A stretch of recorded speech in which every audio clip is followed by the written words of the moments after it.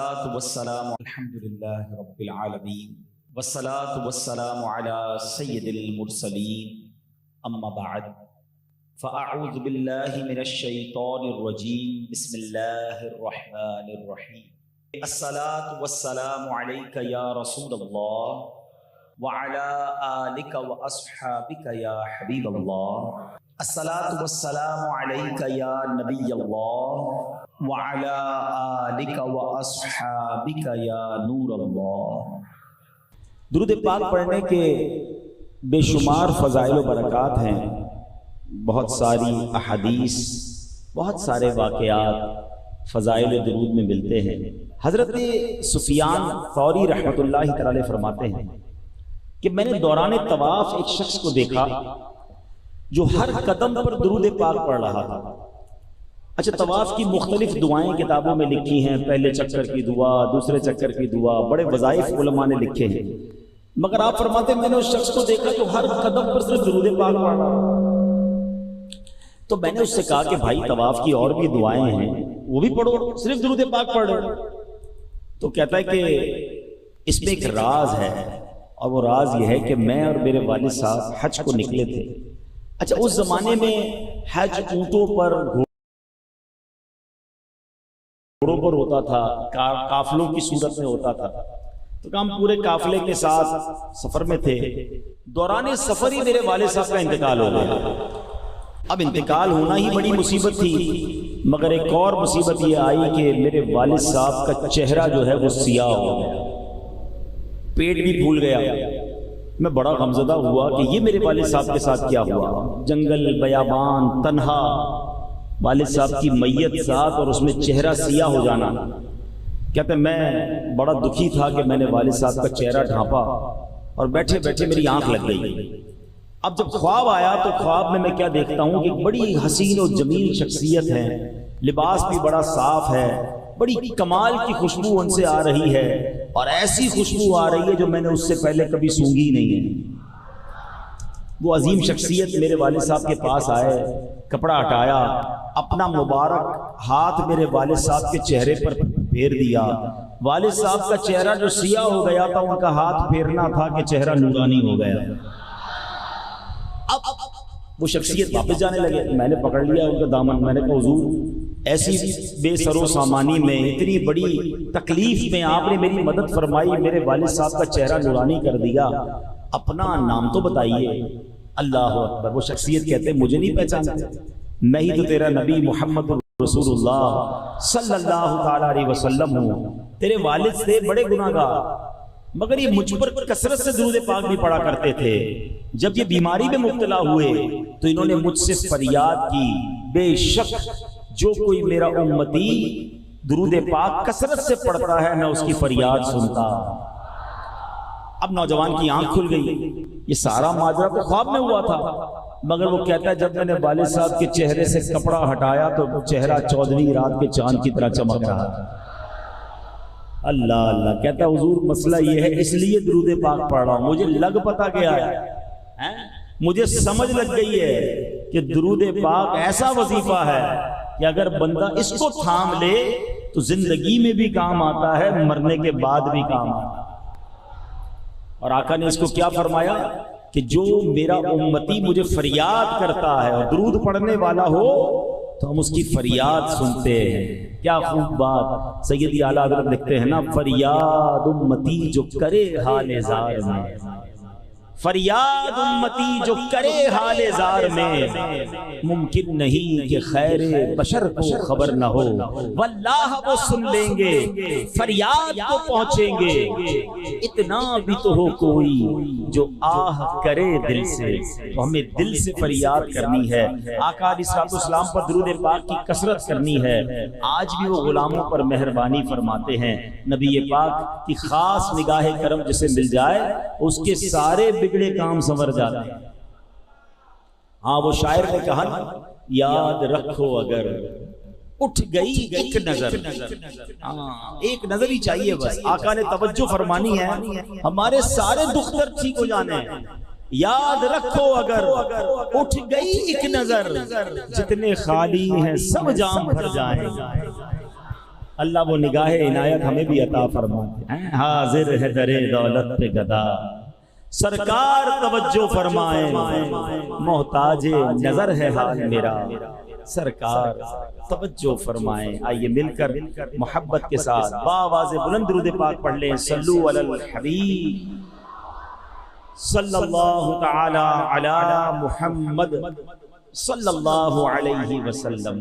آج جس موضوع پر میں نے کچھ مدنی پھول پیش کرنے ہیں, نارملی لوگ اپنی اولاد کے لیے, اپنے بچوں کے لیے, آنے والی نسلوں کے لیے بڑے پریشان فکر مند رہتے ہیں. اتنا بعض اوقات فکر مند رہتے ہیں, سوچتے رہتے ہیں جو ان کے سوچنے کا کام بھی نہیں ہوتا. آج میں آپ کو یقین کریں قرآن و حدیث کی روشنی میں اس بیان میں ہم ایسی کمال کی بات سیکھیں گے کہ جس کام کی طرف توجہ دلانی ہے اگر وہ کام کر لینا تو انشاءاللہ ہماری نہ صرف اولاد بلکہ آنے والی نسلوں کا بھلا ہو جائے. وہ کون سا کام ہے, وہ کون سا عمل ہے؟ آئیے سنتے ہیں. حضرت یحییٰ بن اسماعیل رحمت اللہ تعالی علیہ فرماتے میری ایک بڑی بہن تھی, وہ بیمار ہوئی تو ان کا ذہنی توازن جو ہے وہ ڈسٹرب ہو گیا. یعنی اب وہ سمجھداری والی باتیں نہیں کرتی تھی, دماغی توازن بگڑ گئے. 10 سال میری بہن جو ہے وہ ایک کمرے میں رہی اور بیمار بھی رہی, ہمیں پہچانتی بھی نہیں تھی, دماغی توازن ٹھیک نہیں تھا. اور ایک رات یوں ہوا کہ میرے کمرے کے دروازے پر دستک ہوئی. میں نے کہا رات کو اس وقت کون آیا؟ میں نے کہا پوچھا کون؟ تو دروازہ کھٹکھٹانے والی ایک لیڈیز کی آواز آئی اور اس نے کہا میں آپ کی بہن ہوں. آپ نے پوچھا کون؟ کہا میں آپ کی بہن ہوں. آپ حیران ہو گئے کہ یہ میری بہن ہے, یہ کیسے بولنے لگ گئی اور کیسے مجھے پہچاننے لگ گئی اور یہ کہنے لگ گئی کہ میں آپ کی بہن ہوں. فوراً دروازہ کھولا. 10 سال بعد میری بہن میرے کمرے میں آئی, اور آئی تو میں نے جب اس سے باتیں کی تو وہ بالکل ٹھیک تھی, اس کا تمام معاملات دور ہو چکے تھے. تو میں نے کہا کہ یہ سب کیسے ہوا, آپ طبیعت کیسے ٹھیک ہو گئی آپ کی؟ بہن کہتی ہے میں سو رہی تھی کہ میں نے خواب میں دیکھا کہ اللہ پاک نے تمہارے دادا کی نیکی کی برکت سے تمہارے والد محمد اسماعیل کی حفاظت کی, اور تمہارے والد محمد اسماعیل کی برکت سے تمہاری حفاظت فرماتا ہے. تمہارے دادا اور والد جو ہیں شیخین کریمین حضرت ابوبکر صدیق اور حضرت عمر فاروق سے بڑی محبت کرتے تھے, اس لیے ان دونوں بزرگوں نے اللہ پاک کے حضور تمہاری سفارش کی ہے. اب اگر تم چاہو تو دعا کرو, اللہ عز و جل تمہیں شفا عطا فرمائے گا, اور اگر چاہو تو تمہارے لیے صبر کرو تو جنت ہے. یعنی اس لڑکی کو یہ آپشن دیا گیا کہ اگر تم کہو, وہ بزرگ کہتے ہیں میں تمہارے لیے دعا کر دیتا ہوں, شفا مل جائے گی, اور اگر صبر کرو تو جنت ہے. سبحان اللہ. وہ لڑکی بڑی سمجھدار تھی, کہتی ہے حضور جنت تو میں چاہتی ہوں مگر اللہ کی رحمت تو بہت بڑی ہے نا, اگر شفا بھی مل جائے اور جنت بھی مل جائے تو اس سے اچھی کیا بات ہوگی. کریم کے در سے مانگنا ہے تو تھوڑا کیوں مانگنا ہے؟ کچھ لوگ بڑا کس کو کہتے ہیں تھوڑا تھوڑا مانگ رہے ہوتے ہیں, یا اللہ بس یہی دے دے, بھائی اتنا ہی دے دے. ارے تمہارا دامن تھوڑا ہے, میرے رب کے خزانے تھوڑے نہیں ہیں. تو کریم ہی جو ٹھہرا تو کرم کے کیا ٹھکانے, تو کریم ہی جو ٹھہرا تو کرم کے کیا ٹھکانے, تو نوازنے پہ آئے تو نواز دے زمانے. اب وہ لڑکی کہتی میں نے بزرگوں سے کہا کہ شفا بھی مل جائے اور جنت بھی مل جائے تو اس سے بڑی کیا بات ہوگی. اللہ اکبر. اب وہ بزرگ کہتے ہیں کہ تمہارے والد اور تمہارے دادا شیخین کریمین سے محبت کرتے تھے, اس کی برکت سے اللہ نے تمہیں شفا بھی دے دی اور تمہیں جنت کی بشارت بھی عطا فرمائی. اچھا یہ اتنا خوبصورت واقعہ ہے, اس میں بہت ساری باتیں سیکھنے کو ہیں. یہاں جہاں والد اور دادا کی نیکی کی برکت اولاد کو مل رہی ہے, مگر اس میں نیکی کون سی تھی؟ نیکی یہ ہے کہ صحابہ سے محبت ہے, شیخین سے محبت ہے. سبحان اللہ. تو پتا چلا کہ صحابہ اور اہل بیت اور اللہ کے نیک بندوں کی جو محبت ہے نا, وہ بندے کو بہت ساری مشکلوں سے بچا لیتی ہے. سبحان اللہ. جبھی تو ہم کہتے ہیں نا کہ ہم کو صحابہ اور اہل بیت سے پیار ہے, انشاءاللہ دو جہاں میں اپنا بیڑا ہر صحابی نبی, ہر صحابی نبی ہر زوجہ نبی. اللہ پاک ہمیں صحابہ، اہل بیت، اولیاء اور اپنے نیک بندوں کی محبت نصیب فرمائے. اچھا، اس میں سیکھنے کو دوسری جو بات ملی کہ انسان جب نیکی کرتا ہے نا تو وہ نیکی صرف اسے فائدہ نہیں دے رہی ہوتی، اس کی اولاد کو بھی فائدہ دیتی ہے، اس کی نسلوں کو بھی فائدہ دیتی ہے، اس کے گھر بار کو بھی فائدہ دیتی ہے. اور ہم بعض اوقات نیکی کر کے یا تو نیکی کرنے سے پہلے سمجھ رہے ہوتے ہیں یار اس کا کیا فائدہ ہے، تھوڑا سا ہی تو نیکی ہے، چھوٹی سی تو نیکی ہے، یہ نیکی کر کے بھول جاتے ہیں، پتہ نہیں کچھ ہوگا نہیں ہوگا.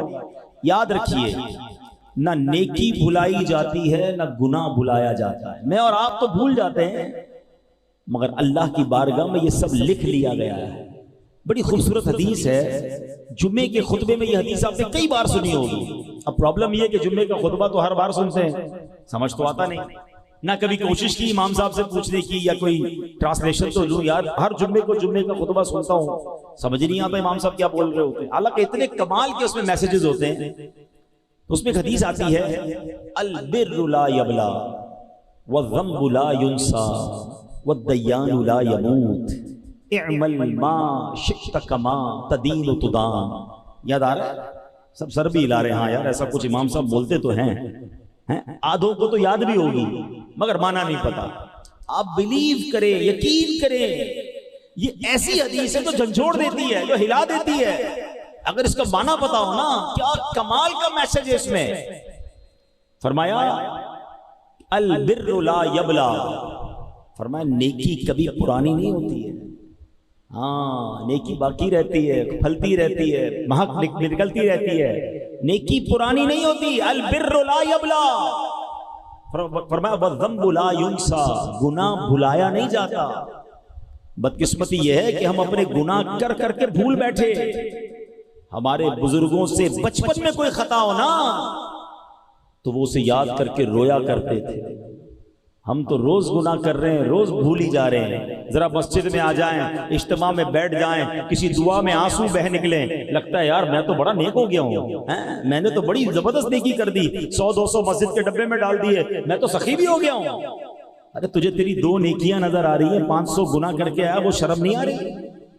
وہ کدھر گئے؟ وہ کس کھاتے میں گئے؟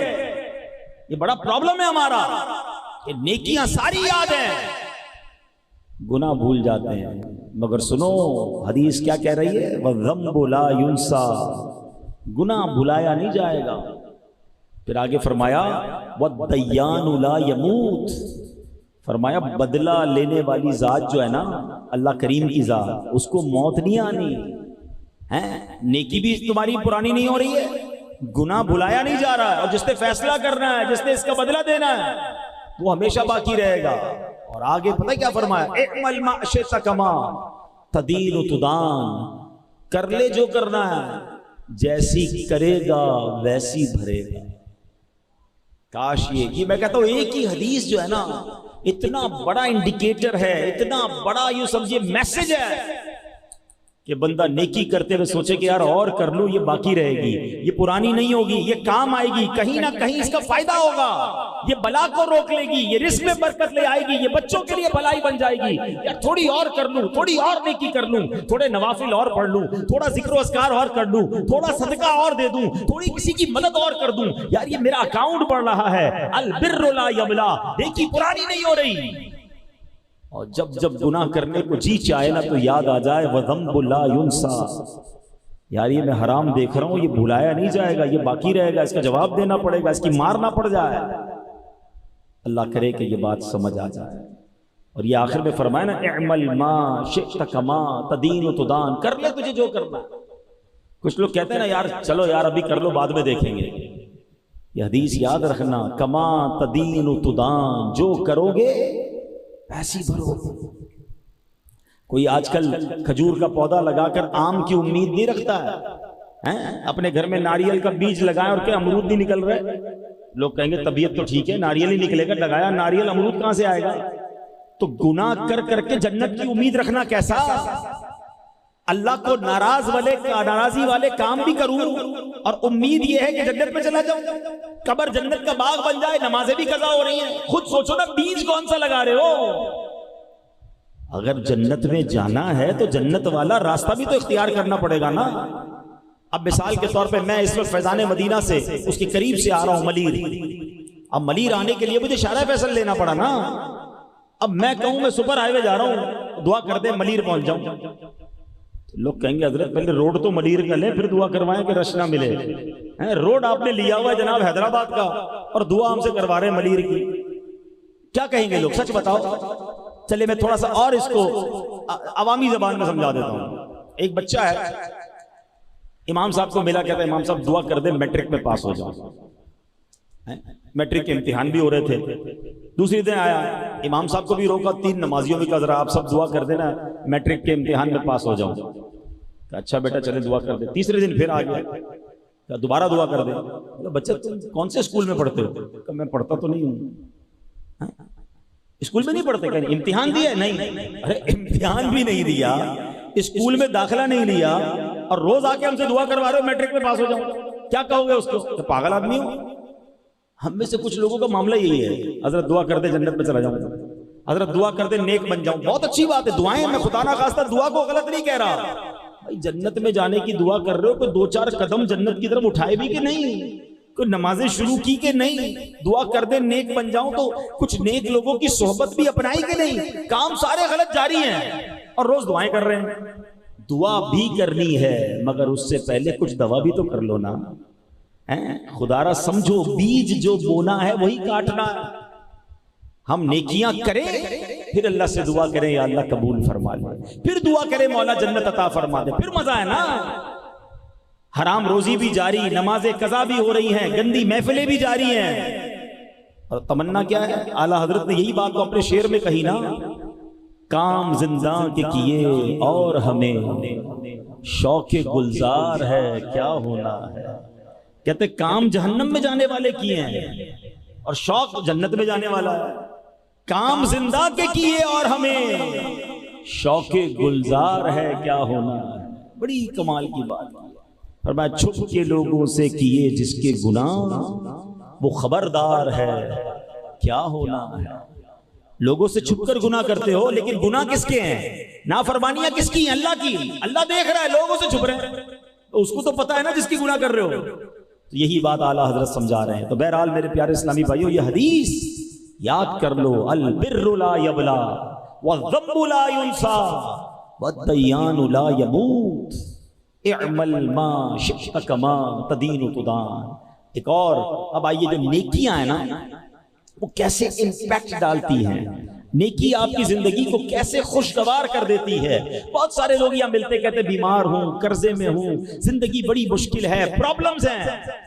تم پرابلم کا حل کہیں اور ڈھونڈ رہے ہو. آؤ میں تمہیں قرآن و حدیث سے بتاتا ہوں کہ اگر اللہ راضی ہو جائے, اللہ کی رضا والے کام بندہ کرنا شروع کر دے, اللہ مشکلیں کیسے آسان فرماتا. اللہ قرآن میں فرماتا ہے للذین احسنوا فی هذه الدنیا حسنہ ولدار الآخرۃ خیر.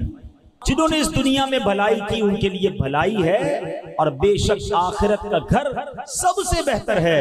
تفسیر قرآن صراط الجنان میں اس آیت کا ایک معنی یہ ہے کہ جو لوگ ایمان لائے اور اچھے عمل کیے انہیں دنیا میں بھی اچھا اجر ملے گا. اچھے عمل کرو گے دنیا بھی اچھی ہو جائے گی. ایک اور جگہ رب فرماتا ہے من عمل صالحا من ذکر او انثى وهو مؤمن فلنحيينه حیاۃ طیبہ. جو مرد یا عورت نیک عمل کرے اور وہ مسلمان ہو تو ہم ضرور اسے پاکیزہ زندگی دیں گے. اچھے عمل کرو گے اللہ آسان رزق والی برکت والی زندگی دے گا. معلوم یہ ہوا کہ نیک اعمال کی برکت سے بندہ مومن کو دنیا میں رزق حلال, نیک, پاکیزہ, پرسکون, سکھ, چین اور راحت و آرام والی زندگی دے دی جاتی ہے.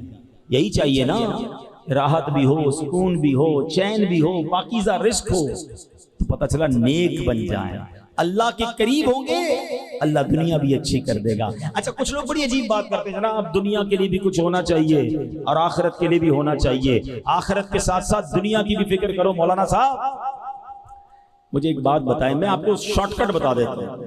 آپ کوئی چاہتا ہے آخرت بہتر ہو جائے, کوئی چاہتا ہے دنیا بہتر ہو جائے, اور کوئی کہتا ہے یار دونوں کو ساتھ چلاؤ. بھائی میں آپ کو شارٹ کٹ بتا دیتا ہوں. مجھے بتاؤ دنیا اور آخرت کا مالک کون ہے؟ کون ہے؟ رحمان الدنیا والآخرہ. وہ دنیا کا بھی مالک ہے، وہ آخرت کا بھی مالک ہے نا. وہ دنیا میں بھی کرم فرمانے والا ہے، آخرت میں بھی کرم فرمانے والا ہے.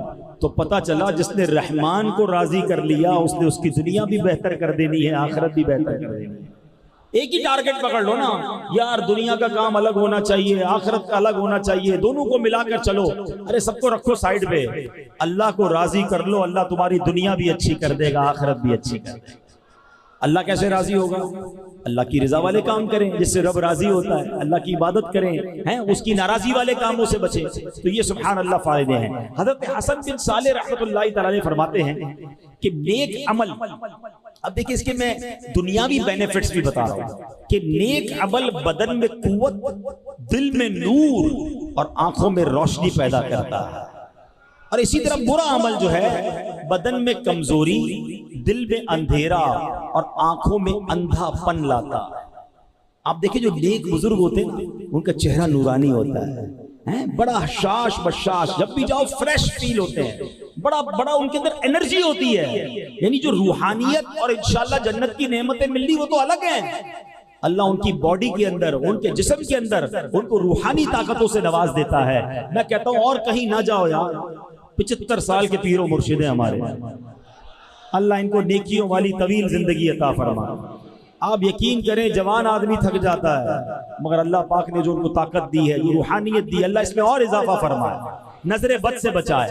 روزے میں ہماری آواز نہیں نکلتی اثر کے بعد، وہ اثر کے بعد مدنی مذاکرہ کر رہے ہیں، رات کو تراویح کے بعد مدنی مذاکرہ کر رہے ہیں، پھر خصوصی مدنی مذاکرہ کر رہے ہیں، پھر سحری، بندہ سحری افطاری میں تو کہتا ہے اکیلے میں کروں گا یار تھکن لگتی ہے، وہ سحری بھی عوام میں کر رہے ہیں، وہ افطاری بھی عوام میں کر رہے ہیں. یہ کیا روحانی طاقت ہے بھائی، ہماری آنکھوں کے سامنے ہے نا. اچھا اگر آپ کو یہ بات سمجھ نہیں آ رہی نا، اب آپ کے خاندان میں کوئی 75 سال کا بزرگ ہو، اس کی حالت دیکھ لو آپ. چلو یہاں میں ایک اور بات بھی کر لوں. بہت پریشر دیتے ہیں لوگ یار امیر اہل سنت سے ملاقات کروا دیں. میں ان کو ایک سوال پوچھتا ہوں، یار اگر آپ کے گھر میں 75 سال کے دادا ہیں، کہتا ہے میں کہا مجھے 50 آدمی آپ کے دادا سے ملوانے ہیں. کہتا نہیں دادا 50 آدمی سے ملیں گے تو بیمار ہو جائیں گے. یار تمہیں اپنے دادا کی فکر ہے تو پیر و مرشد کا بھی خیال رکھ لو. ان سے 5,000 آدمی ملنا چاہتے ہیں تو اگر کبھی ملاقات نہ ہوا کرے تو دل چھوٹا نہ کیا کرو. یہ بزرگ ہمارے درمیان ہیں، ہم دیدار کر لیتے، یہی بڑی نعمت ہے. ہاں یہ سلامت رہیں یہی ہمارے لیے بہت ہے. اب یہ دیکھو روحانیت، نیک اعمال کیسے اللہ طاقت دے دیتا ہے. ایک بزرگ کے بارے میں آتا ہے علامہ ابو طیب طبری رحمت اللہ تعالی، آپ نے 100 سال سے زیادہ عمر پائی. 100 سال کی عمر میں بھی آپ بڑے تگڑے تھے، جسم بھی نارمل تھا، آپ کی جو ہے وہ دانت بھی ٹھیک ہیں، آنکھیں بھی ٹھیک ہیں، سنتے بھی ٹھیک تھے. تو لوگوں نے کہا حضرت آپ 100 سال میں بھی جوان ہیں، یہ کیسے؟ اس عمر میں تو آنکھیں کمزور ہو جاتی ہیں، دانت کمزور ہو جاتے ہیں، گر جاتے ہیں دانت، سماعت نہیں رہتی ہے، پیروں میں ہمت نہیں رہتی ہے، آپ بالکل فٹ فاٹ. کیا پیارا جواب دیا. کہتے ہیں جوانی میں نا میں نے ان اعضاء سے اللہ کی نافرمانی نہیں کی، اللہ نے بڑھاپے میں میرے اعضاء سلامت رکھ دیے. آئے ہائے بڑی گہری بات ہے. لوگ کہتے ہیں سدا جوان ہونے کا فارمولہ چاہیے، فلاں کشتے کھاؤ تو فلاں دوائیاں کھاؤ. آؤ میں فارمولہ بتاتا ہوں. تم جوانی گناہوں سے بچا کر گزار لو، اللہ تمہارا بڑھاپا اچھا کر دے گا. جوانی میں جناب اتنا اللہ کو ناراض کرنا ہے، سارے غلط کام کرنے ہیں، پھر بڑھاپے میں تو خود دیکھے کیسے پڑے ہوئے ہوتے لوگ، عقل چلی جاتی ہے کئی لوگوں کی. تو اگر چاہتے ہو نا بڑھاپا اچھا رہے، فیوچر دیکھیں آج میں بیان ہی فیوچر پر کر رہا ہوں، آنے والی نسلیں، اولاد اور اپنا بڑھاپا، ان تمام چیزوں کی بہتری کا فارمولہ یہ ہے کہ زندگی اللہ کی رضا میں گزار رہا ہو. نیک عمل کرتے جاؤ، اللہ تمہاری صحت اچھی کر دے گا، تمہیں طاقت عطا فرمائے گا، تمہیں تمہارے چہرے پہ نور عطا فرمائے گا، تمہارا بڑھاپا اچھا کر دے گا، تمہاری اولاد کو برکتیں دے گا، تمہاری آنے والی نسلوں کو بھی برکتیں عطا فرمائے گا. یہ وہ پلاننگ ہے، فیوچر پلاننگ، کہ بندہ زندگی گناہوں سے بچ کر گزارے. لوگ کہتے ہیں بڑی مشکل میں ہوں، بڑی پریشانی میں ہوں. آؤ قرآن فارمولہ دے رہا ہے. اللہ قرآن میں فرماتا ہے وَمَن يَتَّقِ اللَّهَ يَجْعَلْ لَهُ مِنْ أَمْرِهِ يُسْرًا. اللہ قرآن میں فرماتا ہے جو اللہ سے ڈرے اللہ اس کے کام میں آسانی فرما دے. اللہ سے خوف تو کرو نا، گناہ سے تو بچو. اگر مشکل سے نکلنا ہے نا تو اللہ کی فرما برداری کرو. ایک اور جگہ رب فرماتا ہے وَمَن يَتَّقِ اللَّهَ يَجْعَلْ لَهُ مَخْرَجًا. اگر جو اللہ سے ڈرے اللہ اس کے لیے نجات کا راستہ نکال دے گا. اللہ ایسے راستے نکالتا ہے جب بندہ اللہ کی فرما برداری کرتا ہے. اللہ کی نافرمانی بھی کرتے ہیں, پھر کہتے ہیں یار پتہ نہیں کون سا گناہ ہو گیا, مسئلے حل ہی نہیں ہو رہے, میری دعائیں قبول نہیں ہو رہی. اچھا آپ نماز پڑھتے ہیں؟ ہاں وہ تو کبھی کبھی پڑھ لیتے ہیں. اچھا نمازیں قضا بھی ہو رہی ہیں اور اس کو اس بات کا احساس بھی نہیں کہ پتہ نہیں کون سا گناہ کر رہا ہوں. ارے بھائی تو سب سے بڑا گناہ کر رہا ہے. یہ بڑا مسئلہ ہے ہمارے یہاں. کوئی شراب پیے نا, لوگ کہتے او ہو شراب پیتا ہے, جوا کھیلے او ہو تو جواری ہے, یہ تو چوری کرتا ہے. اچھا ہم نے اپنے طور پر گناہوں کی اپنی ڈیفینیشن بنا لی ہے. یقیناً چوری, شراب, جوا حرام, جہنم میں لے جانے والا کام, مگر نماز نہ پڑھنا یہ اس سے بڑا گناہ ہے. اچھا کوئی بات نہیں, نماز جمعے کی پڑھتا ہے وہ کوئی گناہ ہی نہیں ہے. ہم نے بھی اپنے طور پہ گناہوں کی ڈیفینیشن بنا لی ہے. خدارا اللہ کے غضب سے ڈرو, اور جس دن اللہ کی فرما برداری کرو گے اللہ آپ کو انشاءاللہ غیب سے راستے نکالے گا. کیسے غیب سے راستے نکلتے ہیں سنو. نیکی کا فائدہ, کسی کی مدد کرنے کا فائدہ, بڑا کمال کا واقعہ. آج سے تقریباً 150-200 سال پہلے کا یہ واقعہ. عرب کے کسی دیہات میں ایک رہنے والا شخص تھا جس کا نام تھا ابن جدعان. موسم میں بہار میں ایک بار وہ اپنے اونٹوں کے باڑے میں پہنچا تو اس کے اونٹ بڑے فربا تھے, صحت مند تھے. اونٹنی تو بہت ہی صحت مند تھی, کمال کا اس سے دودھ اتر رہا تھا نا. تو یہ دیکھ کر اس کا سر شکر سے جھک گیا. پھر اچانک اس کو قرآن پاک کی 4 پارے کی پہلی آیت یاد آ گئی. وہ آیت کیا ہے؟ لن تنالوا البر حتى تنفقوا مما تحبون. اللہ فرماتا تم ہرگز بھلائی کو نہ پہنچو گے جب تک راہ خدا میں اپنی پیاری چیز خرچ نہ کرو. تو اس نے فیصلہ کر لیا کہ اس اونٹنی اور اس کے بچے کو راہ خدا میں صدقہ کر دوں گا. کہ اتنا دودھ دے رہی ہے, اتنی اچھی اونٹنی ہے, تو میں اس اونٹنی کو ہی صدقہ کر دیتا ہوں. سب سے اچھی چیز تھی, یہ بڑی کمال کی بات ہے. میں اس آیت اور اس کے ترجمے اور اس کی تفصیل پر تھوڑی دیر بعد بات کرتا ہوں, پھر آپ کو سمجھ آئے گی کہ اپنی پیاری چیز خرچ کرنے کا اجر کتنا ہے. تو اس نے کیا کیا کہ یہ اونٹنی کو اور بچے کو ساتھ لیا اور ایک پڑوسی کے گھر پہنچ گیا. پڑوسی کی 7 غریب بیٹیاں تھیں, بڑا غریب تھا. دروازہ کھٹکھٹایا اور جیسے ہی دروازہ کھولا تو کہا یہ اونٹنی, اس کا بچہ, یہ آپ کو تحفہ ہے. پڑوسی تو حیران, دودھ دینے والی اونٹنی میرے گھر آ گئی, بڑی دعائیں دی اس نے. اب یہ ابن جدعان جو ہے وہ چلا گیا. کچھ عرصہ ہوا تو بڑا قحط آ گیا, پانی بھی نہیں, بارشیں بھی نہیں ہو رہی, ہر طرف پانی کی قلت. ایک ایک گھونٹ کو لوگ ترسنے لگے. ابن جدعان نے اپنے بیٹوں کو ساتھ لیا کہ چلو پانی ڈھونڈتے ہیں. ڈھونڈتے وہ ایک غار, انڈر گراؤنڈ ایک غار تھا, اس میں چلا گیا. جب اندر اترا تو کہ شاید یہاں پانی مل جائے, اندر اترا تو پانی میں تو گیا لیکن پانی نہیں تھا بلکہ دلدل تھی. بچوں نے بڑی آوازیں لگائیں, ابن جدعان باہر ہی نہیں نکل سکا. بچے تھوڑی دیر, 1 دن تو انتظار کیا, لگتا ہے ابا جی تو گئے. یہ بچے گھر آئے اور ابا جی کے لیے سمجھ لے فاتحہ پڑھی اور سب نے ابو کا مال آپس میں بانٹنا شروع کیا. پھر سوچا ابو کے پاس ایک اونٹنی بھی تھی, وہ اونٹنی تو ابو نے پڑوسی کو دے دی. لالچی بچہ تھے, کہ یہ تو واپس لینی چاہیے اس سے, اتنی کمال کی اونٹنی تھی, بھائی جان بڑا دودھ دیتی تھی. پہنچ گئے پڑوسی کے پاس, کہا آپ کو یاد ہے ابو نے آپ کو ایک اونٹنی دی تھی؟ کہاں. بولا میں واپس چاہیے. ابو کہاں ہیں؟ کہا وہ تو دلدل میں گئے, نکلے نہیں وہاں سے. پڑوسی بھی کمال کا تھا, کہا ٹھیک ہے تمہیں چاہیے تو واپس لے لو. اونٹنی واپس دی اور یہ پڑوسی ڈھونڈنے نکل گیا اپنے محسن کو کہ یہ مجھے اس نے بڑے مشکل وقت میں مدد کی تھی, آج میں اس کی مدد کروں گا. ڈھونڈتے اس غار میں پہنچا, اندر اتر گیا, دلدل نظر آیا. اس نے آوازیں دینا شروع کی تو اس پڑوسی کو قریب سے کہیں سے سانس کی آواز آنے لگی. ڈھونڈتے ہاتھ لگایا تو اس کو ابو جدعان ملا. ابو جدعان زندہ تھا, بڑی مشکل سے اس کو کھینچا, اس کو باہر نکالا. اب جب باہر آ گیا, سانس بحال ہوئی, کہا اے ابو جدعان یہ تو بتاؤ 8 دن سے دلدل میں ہو, 8 دن تک زندہ کیسے رہے, تمہیں کھانا پانی کیسے ملتا رہا؟ ابو جدعان کہتا ہے ماجرا بڑا عجیب ہے, واقعی میں سینے تک تو دلدل میں تھا, مگر روزانہ میرے منہ کے قریب ایک دودھ کا پیالہ آتا تھا, میں وہ دودھ پی لیتا تھا اور اسی وجہ سے میں زندہ رہا. ہاں 2 دن سے مجھے دودھ نہیں مل رہا.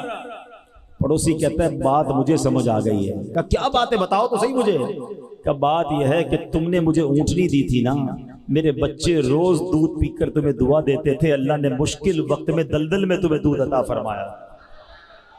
کہ یہ بات تو ٹھیک ہے مگر 2 دن سے دودھ کیوں نہیں مل رہا تھا؟ کہ 2 دن پہلے تمہارے بچے آئے تھے، تمہاری اونٹنی واپس لے کر چلے گئے۔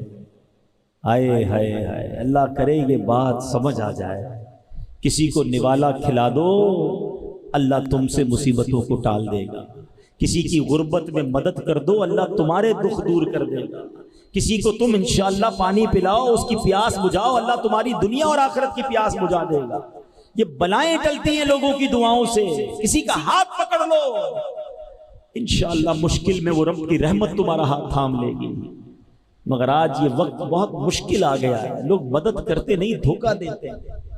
افسوس تو کبھی کبھی یہ ہوتا ہے کہ ایک غریب آدمی جس کی تھوڑی سی جمع پونجی ہے، چیٹنگ کر کے اس سے پیسے چھین لیتے ہیں یار۔ کوئی فراڈ کر کے، کوئی اسکیم بتا کر، کوئی بڑا نفع دکھا کر، غریب آدمی بیچارہ اپنے سارے پیسے جمع کر کے دیتا ہے کہ چلو یار مجھے کچھ نفع مل جائے گا، اور وہ لے کر رفو چکر ہو جاتے ہیں۔ کبھی ہاؤسنگ اسکیم کے نام پر، کبھی نفع دکھانے کے نام پر، کبھی موبائل کمپنیوں کے نام پر، پتہ نہیں عجیب عجیب فون آتے ہیں، عجیب عجیب اسکیمیں آتی ہیں۔ کیوں کرتے ہو ایسا چند سکوں کے لیے؟ ایک بات یاد رکھنا، جس طرح اس شخص نے اپنے غریب پڑوسی کو، اس کے بچوں کو دودھ پلایا، ان کے دل سے دعا نکلی، اللہ نے دلدل میں اسے بچا لیا۔ لیکن اگر کسی غریب کی بد دعا نکل گئی نا، ایسا نہ ہو تم اور تمہارے بچے دلدل میں غرق ہو جائیں۔ اور ہم نے دیکھا ہے، ایک بات ہمیشہ یاد رکھنا، اگر کوئی ایسا مجھے سن رہا ہے نا جو تھوڑے پیسوں کے لیے چیٹنگ کرتا ہے، تھوڑے پیسوں کے لیے دھوکہ دیتا ہے، تھوڑے پیسوں کے لیے سوچتا ہے یار مجھے مل جائے، اگلے کا بیڑا غرق ہو جائے، ایک بات یاد رکھنا، یہ پیسے تو آ جائیں گے مگر ساتھ تباہی بھی تمہارے گھر آئے۔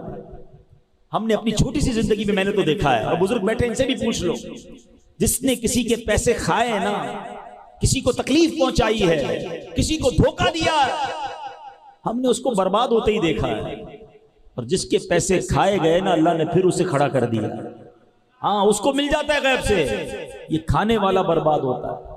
تو میرے پیارے اسلامی بھائیو، یہ فارمولہ سمجھ جاؤ کہ بھلائی کرو، یہ بھلائی تمہیں واپس ملے گی، لوٹ کے ملے گی، مصیبت کے وقت ملے گی۔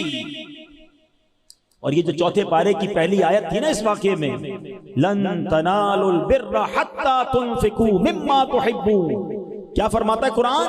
کہ تم ہرگز بھلائی کو نہ پہنچو گے جب تک راہ خدا میں اپنی پیاری چیز خرچ نہ کرو۔ تو یہ بھی بڑا مسئلہ ہے، خرچ تو کرتے ہیں مگر جو بچ جائے، جو پھینکنے والا ہو، جو ہمارے کام کا نہیں ہے، چلو یار اللہ کی راہ میں دے دو۔ کپڑے پھٹ گئے غریب کو دے دو، کھانا بچ گیا مدرسے میں بھیج دو، رضائی پرانی ہو گئی چلو کسی غریب کو دے دو۔ چلو میں یہ نہیں کہتا یہ بھی دینا چاہیے، لیکن مزہ اس میں ہے کہ تمہیں بھی ضرورت ہے، تمہیں پسند بھی ہے، اور وہ تم اللہ کی راہ میں خرچ کر، اس کا مزہ اور ہے۔ اس شخص نے اپنی بہترین اونٹنی دی تھی نا، اللہ نے دلدل میں پھنسے ہوئے اس کی جان بچا لی۔ کسی کو کھلانا، کسی کو پلانا، صدقہ دینا، اس کے بڑے فضائل ہیں۔ حدیث پاک میں آتا ہے ایک خاتون تھی، وہ اپنے کھانا کھا رہی تھی، تو کسی نے دروازے پر دستک دی کہ اللہ کے نام پہ کچھ دو۔ اب تھوڑا سا ہی کھانا تھا، انہوں نے کیا کیا، اپنا نوالا نکال کر، اپنا نوالا جو کھا رہی تھی نا روکا اور کہا چلو یہ کھانا اس غریب کو دے دو، اپنا نوالا دے دیا۔ تھوڑے عرصے کے بعد وہ خاتون کے یہاں بچہ پیدا ہوا، حدیث کا مضمون ہے، تو بچہ لے کے جا رہے تو ایک بھیڑیا آیا، اور بھیڑیا اس کے چھوٹے سے بچے کو لے کر بھاگنے لگا۔ اب ماں کا بچہ جانور لے جائے، ماں کی کیا حالت ہوگی؟ ماں چیخنے لگی میرا بچہ، میرا بچہ، بچاؤ بچاؤ۔ نبی پاک علیہ الصلوۃ والسلام فرماتے ہیں اللہ نے فرشتے کو بھیجا کہ جاؤ اس بھیڑیے کے منہ سے بچہ چھینو، عورت کو واپس دو، اور اس کو کہہ دینا یہ لقمے کے بدلے لقمہ ہو گیا ہے۔ ہائے ہائے، بڑی بات گہری ہے اگر سمجھ آ جائے۔ تم نے منہ سے لقمہ میری راہ میں دیا تھا نا، خود نہیں کھایا، کسی میرے بندے کو کھلا دیا نا۔ تیرے بچے کو جو جانور نے لقمہ بنایا تھا، ہم نے اس لقمے سے تیرے بچے کو آزادی عطا فرمائی۔ کاش یہ سمجھ آ جائے۔ بچوں کی بھلائی چاہتے ہو نا، دوسروں کے بچوں کا بھلا کرو، آپ کے بھلا بچوں کا ویسے ہی ہونے لگ جائے گا۔ اپنے گھر کا بھلا چاہتے ہو نا، کسی کے گھر کا بھلا کر دو، تمہارے گھر سے آفتیں ویسے ہی دور ہو جائیں گی۔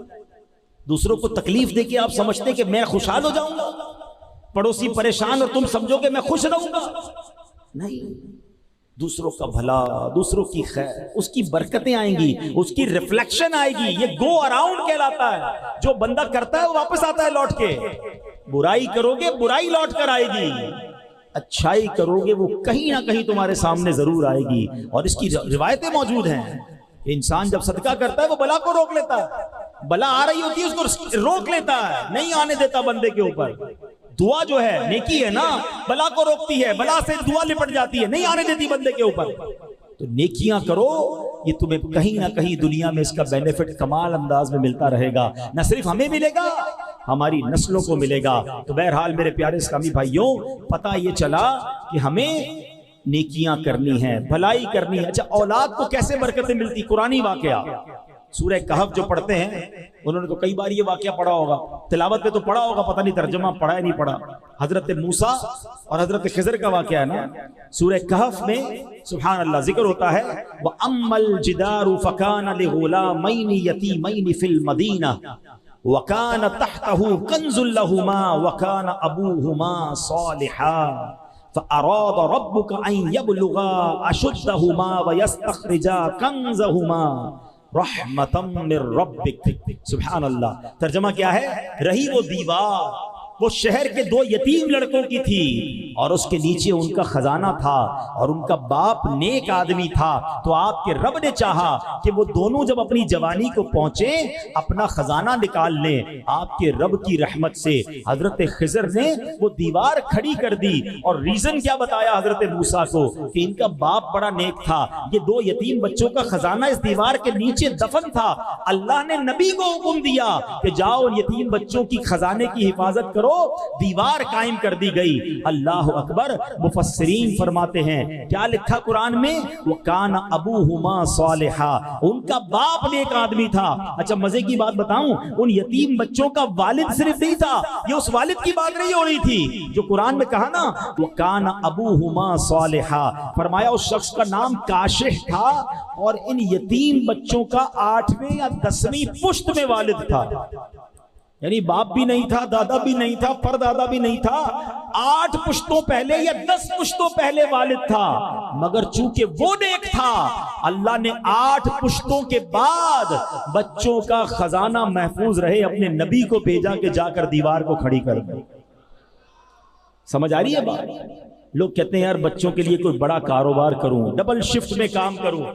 کچھ لوگ نماز نہیں پڑھ رہے، کچھ لوگ دین کا کام نہیں کر رہے، معاذ اللہ کچھ لوگ حرام روزی کما رہے. کیوں بھائی؟ ڈبل ڈیوٹی کر رہا ہوں بچوں کے لیے، بہت کام کر رہا ہوں بچوں کے لیے چھوڑ کر جانا ہے اس لیے وطن سے دور چلا گیا ہوں، غلط کاموں میں پڑ گئے. ارے اللہ کے بندے کدھر چلے گئے؟ قرآن کے اس واقعے سے سیکھو نا. اگر تم اللہ کو راضی کرنے والے کاموں میں لگ جاؤ گے اللہ تمہارے بچوں کی حفاظت کے لیے فرشتوں کو بھیج دے گا.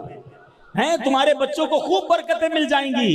یعنی اصل ٹریک یہ ہے کہ ہم زندگی میں رب کو راضی کر لیں، اللہ ہماری دنیا بھی اچھی کر دے گا، ہمارے بچوں کے لیے بھی بہتری فرما دے گا.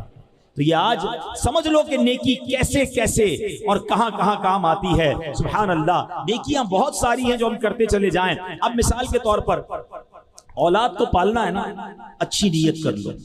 آئے ہائے انما الاعمال بالنیات. سنا نا آپ نے؟ اچھی نیت کیسی نیکیاں بڑھا دیتی. اب اولاد پالنے کی کیا نیت ہوتی ہے؟ یہ بڑا ہو کے ڈاکٹر بنے گا، بڑا ہو کے انجینئر بنے گا، اس کو بڑا پیسے والا بنانا ہے، اس کو کاروباری بنانا ہے. کیا پیاری نیت علماء نے فرمائی کہ والد کو چاہیے کہ اولاد کی پرورش اس نیت سے کرے کہ میرا یہ بیٹا یا بیٹی روز قیامت میری شفاعت کریں گے. جس دن یہ آپ کا مائنڈ سیٹ بن گیا نا کہ یار بیٹے کی پرورش ایسے کرنی ہے، بیٹی کی پرورش ایسے کرنی ہے کہ قیامت کے دن میری شفاعت کریں، اللہ ان کو ایسا بنا دے کہ یہ میری شفاعت کر دیں، تو آپ کا سارا دماغ ہی چینج ہو جائے گا. یار پھر تو عالم بنانا ہے، پھر تو حافظ بنانا ہے، پھر تو دین کا مبلغ بنانا ہے، پھر تو ان کی ایسی تربیت کرنی ہے کہ میرے مرنے کے بعد بھی یہ میرے لیے دعا کریں. میں آپ کو بڑی کمال کی بات بتاؤں، جس کا بیٹا نمازی ہے نا، جس کی اولاد نمازی ہے، اس بات کے بارے نہیں آ رہے. آپ کہیں کیوں؟ دیکھیں ایک تو یہ نا کہ احادیث میں آتا ہے کہ مرنے کے بعد اعمال منقطع ہو جائے گا، ڈسکنٹینیو ہو جائے گا سوائے 3 چیزوں کے. وہ 3 چیزیں کون سی ہیں؟ علم اگر کوئی چھوڑ کر مرے جو علم بعد میں پھیلتا رہے، صدقہ جاریہ یا نیک اولاد جو مرنے کے بعد والد کے لیے دعا کرے، مرحوم کے لیے دعا کرے. اب اگر بچہ نمازی بنا دیا نا، بے شک وہ آپ کے لیے دعا نہ کرے، ویسے تو کرنی چاہیے، لیکن وہ روزانہ پتہ ہے کتنی بار دعا کرے گا آپ کے لیے؟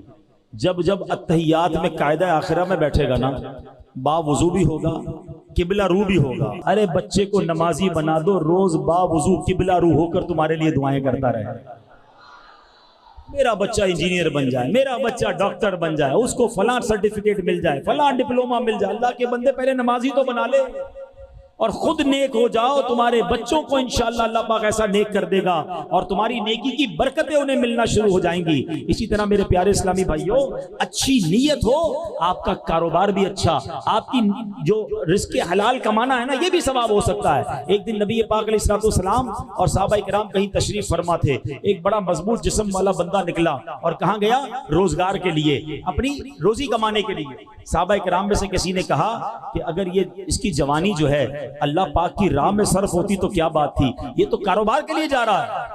حدیث پاک کا خلاصہ ہے، نبی پاک نے فرمایا ایسا مت کہو، کیونکہ اگر وہ محنت و کوشش اس لیے کرتا ہے کہ خود کو سوال سے بچائے اور لوگوں سے بے پرواہ ہو جائے، یقیناً یہ اللہ پاک کی راہ میں ہے۔ اور اگر وہ اپنے ضعیف والدین اور کمزور اولاد کے لیے محنت کرتا ہے، یہ پھر بھی اللہ پاک کی راہ میں ہے۔ اور اگر فخر اور مال کی زیادہ طلبی کے لیے کر رہا ہے تو وہ شیطان کی راہ میں ہے۔ یعنی ایک ہی جاب ہے، ایک ہی کاروبار ہے، اچھی نیت شامل ہو جائے تو یہ اللہ کی راہ بن سکتا ہے، راہ خدا بن سکتا ہے۔ اور وہی نوکری، وہی کاروبار اگر دنیا میں بڑائی دکھانے کے لیے ہے، مال جمع کرنے کے لیے ہے، لوگوں پر فخر جمانے کے لیے ہے، تو روز صبح جا بھی رہا ہے مگر شیطان کی راہ میں جا رہا ہے۔ فرق سمجھو نیت، اچھی نیت اور بری نیت کا، تو اللہ کرے ہم سمجھ جائیں۔ اب ایک اور بڑا نیکی کا کام جو ہم سب کر رہے تھے، ہاں یہ مجھے بڑا افسوس ہے، یقین کرو۔ آخری بات، رمضان میں سارے نمازی، اور رمضان کے بعد کیا ہو گیا؟ سوشل میڈیا پر ایک پوسٹ آئی تھی نا کہ ہم بھی عجیب لوگ ہیں، ایک چاند دیکھ کر مسجد جو ہے وہ آباد کر دیتے ہیں اور دوسرا چاند دیکھ کر مسجد ویران کر دیتے ہیں۔ ایسا تو نہ کرو، کیوں مسجد سے دور آ گئے، کیوں نمازیں چھوڑ دی؟ آپ کو پتہ یہ کیسی نیکی ہے؟ یہ نیکی آپ کو دنیا میں کیسے کمالات اور آخرت کے اور آپ کی اولاد کو کیسے کمالات دے سکتی ہے؟ سنتے جاؤ۔ نماز ایک شکر ہے اور شکر کی برکت سے نعمتوں میں اضافہ ہوتا ہے۔ نماز ہر مسلمان پر فرض ہے، جو پانچوں نمازیں پابندی کے ساتھ ادا کرنے کی عادت بنا لے انشاءاللہ فرض شناس ہو جائے گا، لاپرواہی، سستی اور کاہلی کی آفت سے بچنے میں کامیاب ہو جائے گا۔ جدید سائیکالوجی کے مطابق کسی بھی کام کی کامیابی کے لیے مضبوط قوت ارادی ضروری ہوتی ہے، جس کی قوت ارادی مضبوط نہ ہو اس سے بڑے کام نہیں ہوتے۔ مگر سنو، نماز کا دنیاوی ایک فائدہ یہ بھی ہے کہ جو نماز کا عادی ہوتا ہے اس کی قوت ارادی بڑی مضبوط ہو جاتی ہے۔ سبحان اللہ۔ نماز کا ایک اور پتہ کیا شاندار فائدہ ہے؟ نماز کرنے والے کے گرد، نماز پڑھتا ہے جو، ایک حفاظتی حصار قائم ہو جاتا ہے۔ بیماری کا علاج دو چیزوں میں ہوتا ہے، ایک ہوتا ہے بیماری کی دوائی، دوائی پیو تو مرض دور ہوتا ہے، مگر ویکسین لگاؤ تو بیماری بھی دور ہوتی ہے، آئندہ بیماری لگ بھی نہیں سکتی ہے، ایک میڈیکلی حصار ہو جاتا ہے۔ سنو نماز کیسا حصار ہے؟ قرآن کہتا ہے ان الصلاۃ تنہی عن الفحشاء والمنکر، بے شک نماز منع کرتی ہے بے حیائی اور بری باتوں سے۔ تو پتہ یہ چلا کہ بندہ نمازی بن جائے، نماز اسے برائیوں سے بچانے لگ جاتی ہے۔ ایک مرتبہ ایک صحابی بارگاہ رسالت میں حاضر ہوئے، عرض کی یا رسول اللہ صلی اللہ تعالی علیہ وسلم، فلاں شخص نماز بھی پڑھتا ہے، چوری بھی کرتا ہے۔ اللہ کے حبیب نے فرمایا اسے چھوڑ دو، اس کی نماز جو ہے اسے چوری سے روک دے گی، اس کی نماز اسے چوری سے بچائے گی۔ تو پتہ یہ چلا کہ نماز خود بری بات سے بچاتی ہے۔ سبحان اللہ۔ ایک بار ہم بیرون ملک سفر پر تھے، بڑی کمال کی بات نگران شورا نے فرمائی۔ کچھ لوگوں نے کہا بڑی برائیاں ہیں ہمارے معاشرے میں، بڑے مسائل ہیں، فرمایا نماز درست کر دو، باقی نماز بندے کو درست کر دے گی۔ اور یہ بیڑا اٹھایا دعوت اسلامی نے۔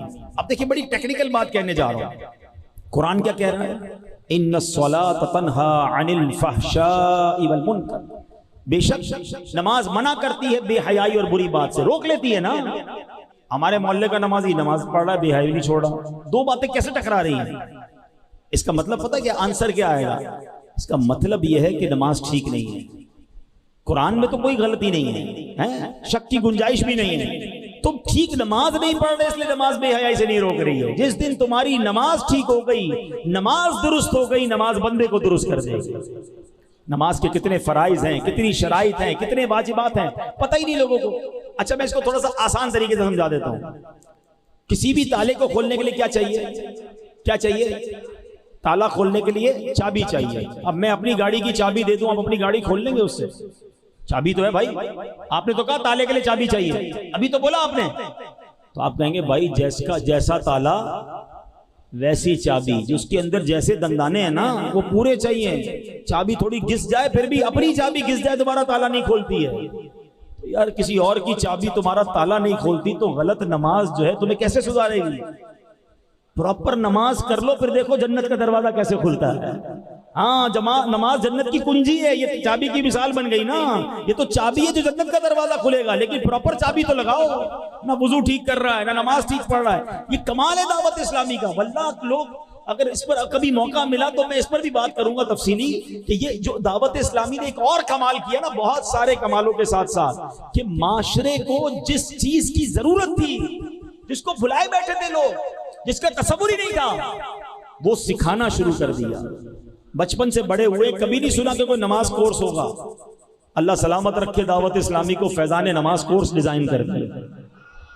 میں آپ سے پوچھوں 40 سال پرانے نمازی سے پوچھو نماز کہاں سیکھی ہے, وضو کہاں سیکھا ہے؟ کہ ابو کے ساتھ آتا تھا وضو خانے پہ, ابو بھی وضو کرتے تھے, ابو کو دیکھ کر میں نے وضو شروع کر دیا. دادا نماز پڑھتے تھے, ان کو دیکھ کر ہم نے نماز سیکھ لی. اس کا مطلب کہیں بھی پراپر سیکھی نہیں ہے, نہ وضو نہ نماز, اور اسی میں غلطیاں ہو رہی ہیں. آپ کریں ایک بار فیضان نماز کورس, آپ کو میری بات سمجھ آ جائے گی کہ یار 20 سال سے نماز پڑھ رہا تھا, میری تو کتنی غلطیاں تھیں. نہ وضو پراپر, نہ نماز پراپر, نہ سجدہ پراپر, نہ تلاوت پراپر. کدھر سے ثواب ملے گا, کدھر سے روحانیت ملے گی؟ ہم کہتے ہیں یار پتہ نہیں میں کب سے تلاوت کر رہا ہوں, دل میں روحانیت ہی نہیں آ رہی. بھائی قرآن صحیح تو پڑھنا سیکھو پہلے. اب یہ بڑا نازک مسئلہ میں نے چھیڑ دیا, تو پلیز سمجھو دعوت اسلامی والے ہمارے خیر خواہ ہیں, کہ جو گلی گلی مسجد مدرسۃ المدینہ بالغان لگاتے نا, اسی لیے لگاتے ہیں کہ یار 15 منٹ کے لیے آؤ, مخارج ٹھیک کر لو, تمہارا پڑھنا درست ہو جائے گا, پھر قرآن پڑھی جاؤ, ہر آیت تمہارے دل میں نور داخل کرے گی. ایک بار آ کر نماز اپنی سیکھ جاؤ, اب ہر سجدہ تمہارا درجہ بلند کرے گا. فجر میں اٹھ کر سردیوں میں وضو کر کے نماز پڑھ رہے ہو, برسوں سے پڑھ رہے ہو, ایک بار سیکھ لو نا, کہیں ایسا نہ ہو سارا سفر بیکار ہو جائے. اللہ کرے کہ یہ بات سمجھ آ جائے. تو نماز یہ کمال کی چیز ہے, آپ کی قوت ارادی مضبوط کر دے گی, آپ کو برائیوں سے روک دے گی, آپ کی زندگی کی روٹین تبدیل کر دے گی. بس نماز کو ایک بار ٹھیک طریقے سے سیکھ لو. اور جو میں نے نیت کی بات کی نا, اچھی نیت تو بہت برکت لاتی ہے, لیکن اگر دل میں نیت بری ہو نا, ہاں اس کا بھی بڑا مصیبت ہے. وہ آپ کے اوپر بھی اور آپ کی آنے والی نسلوں پہ بھی برا امپیکٹ ڈالے گی, آپ کے کاروبار کو تباہ کر کے رکھ دے گی. اگر آپ کسی کے کاروبار پر, کسی کے مال پر, کسی کی زندگی پر بری نظر لگائے بیٹھے ہیں. آخری واقعہ سن لو, پھر بیان کو میں ختم کرتا ہوں. کمال کا واقعہ روایتوں میں آتا ہے, کتابوں میں لکھا کہ ایک بادشاہ تھا. اچھا وہ بادشاہ سلامت جو ہے, اس کو وہ کہیں راستے میں گیا, اور جب وہ راستے میں گیا تو اس نے کیا دیکھا کہ ایک باغ ہے, اور وہ گنے کا باغ تھا. ٹھیک ہے نا, تو اس گنے کے باغ میں اس بادشاہ سلامت نے اپنے قافلے سے بچھڑ گیا تھا, بڑا گرمی لگی اسے. تو اس گنے کے باغ کو ایک بچی سنبھالتی تھی, تو اس بچی کو اس نے کہا کچھ پینے کو ملے گا. تو بچی بڑی نیک تھی, وہ گئی اور گنے کا جوس نکال کر بادشاہ سلامت کو پیش کیا. بادشاہ نے جیسے ہی وہ گلاس پیا تو حیران, کیا ٹیسٹ, کیا میٹھا گنے کا رس. تو بادشاہ نے کہا یہ بنایا کیسے تم نے, اتنی جلدی لے کر آ گئی, گنے کا جوس نکالنے میں تو دیر لگتی ہے. کہ اللہ نے ہمارے باغ میں بڑا کمال دیا ہے, اتنے کمال کے گنے ہیں کہ ہاتھ سے دباتے ہیں تو جوس نکل آتا ہے. اچھا ہونا کیا چاہیے تھا کہ ماشاءاللہ اللہ تمہارے باغ میں اور برکت دے. اچھا آدمی تو یہ کہتا نا, بادشاہ کہتا ایسا باغ, اتنی کوالٹی, چلو اس باغ پہ قبضہ کر لیتے ہیں.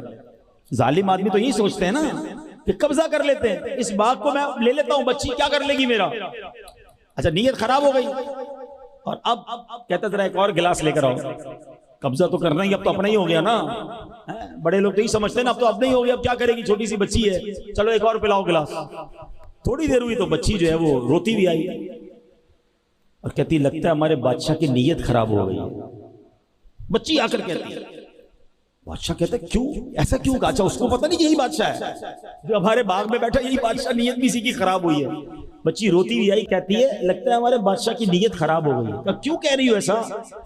کہ بات یہ ہے کہ میں اتنی زور سے گنے کو دبا رہی ہوں، رسی نہیں نکل رہا، کیونکہ جب بادشاہ کی نیت خراب ہوتی ہے نا تو اللہ پاک برکت اڑا دیتا ہے، برکت ختم ہو جاتی ہے۔ اللہ اکبر۔ اب وہ بادشاہ نے دل ہی دل میں بری نیت سے توبہ کی، کہا نہیں نہیں مجھے اس بچی کا باغ نہیں لوٹنا ہے۔ اب پھر جاؤ دیکھو شاید رس نکل آئے۔ تھوڑی دیر میں بچی خوشی خوشی آتی ہے، دیکھیں گنے سے رس نکلنا شروع ہو گیا۔ ہماری میمنی کی ایک کہاوت ہے، آج سن لو اور سمجھ بھی لو، کہ نیت میں خطرہ تو جولی میں پتھرا، کہ جس کی نیت میں خطرہ ہوتا ہے نا، بری نیت ہوتی ہے، اس کی جولی میں پتھر ہی آتے ہیں، آتا اور کچھ نہیں ہے۔ تو نیتیں اچھی رکھو، لوگوں کی اچھی باتیں سوچو، لوگوں کی بھلائی سوچو، لوگوں کی خیر خواہی کرو، اپنا ہی بھلا ہونا ہے، ہاں آپ کی چیزیں آسان ہونا شروع ہو جائیں گی۔ تو بہرحال آج کے بیان کا خلاصہ یہ ہے کہ اپنے بچوں کی، اپنی نسلوں کی اور اپنے فیوچر کی بہتری چاہتے ہیں نا تو نیک اعمال کریں، اچھے اعمال کریں۔ اللہ سلامت رکھے میرے پیر و مرشد کو، ہمیں پورا رسالہ ہی نیک اعمال کا عطا فرما دیا ہے، 72 نیک اعمال دے دیے کہ چلو عمل کر لو، جنت کا راستہ اپنا لو۔ تو ماشاءاللہ ایک سے ایک اس میں نیک عمل ہے، تو 72 نیک اعمال کا رسالہ حاصل کریں۔ اسلامی بہنوں کے لیے 63 ہیں، بچوں کے لیے بھی ہیں، بڑوں کے لیے بھی ہیں، بلکہ جو حج پر جا رہے ہیں ان کے لیے بھی ہیں۔ اللہ کرے کہ ہم نیک اعمال پر عمل کرنے والے بن جائیں اور اپنی آخرت کی فکر کرنے والے بن جائیں۔ انہی نیک اعمال میں ایک نیک عمل جو ہے وہ مدنی قافلہ ہے۔